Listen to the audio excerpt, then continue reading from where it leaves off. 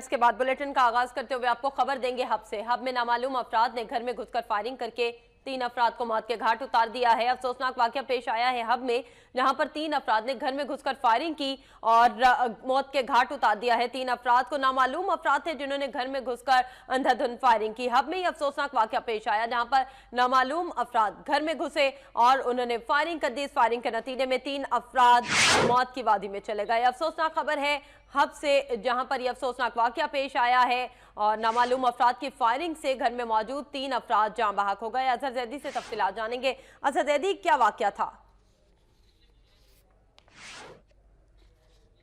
Hub में नामालूम अफराद ने घर में घुसकर फायरिंग करके 3 अफराद को मौत के घाट उतार दिया और आप बताएं कि नामालूम अफराद की जानिब से ये फायरिंग की गई। हब में ये अफसोसनाक वाकया पेश आया जहां पर नामालूम अफराद घर में घुसे और नामालूम अफराद की जानिब से फायरिंग की गई। इस फायरिंग के नतीजे में 3 अफराद को मौत के घाट उतार दिया गया है। पुलिस की जानिब से तहकीकात का आगाज किया गया है। हब में ये अफसोसनाक वाकया पेश आया जहां पर नामालूम अफराद की जानिब से फायरिंग की गई। ये नामालूम अफराद घर में घुसे और वो घर में घुसकर उनकी जानिब से फायरिंग की गई। फायरिंग के नतीजे में 3 अफराद को मौत के घाट उतार दिया गया है।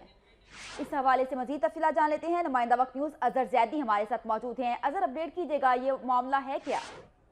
जी बिल्कुल, हब में नामालूम मुसल्लह अफराद ने घर में घुसकर फायरिंग की है जिससे 3 अफराद जो है वो जाँ बहक हो गए। पुलिस के मुताबिक कहा जा रहा है कि जाँ बहक होने वालों में मियां बीवी और एक बच्चा शामिल है और वाकया जो है जाती दुश्मनी का शाखसाना लगता है, जबकि पुलिस ने जो है तहकीकात का आगाज कर दिया है और पुलिस का कहना है कि मुल्जिमान को जल्द गिरफ्तार कर लिया जाएगा। जी शुक्रिया अजहर जैदी, आपने अपडेट किया।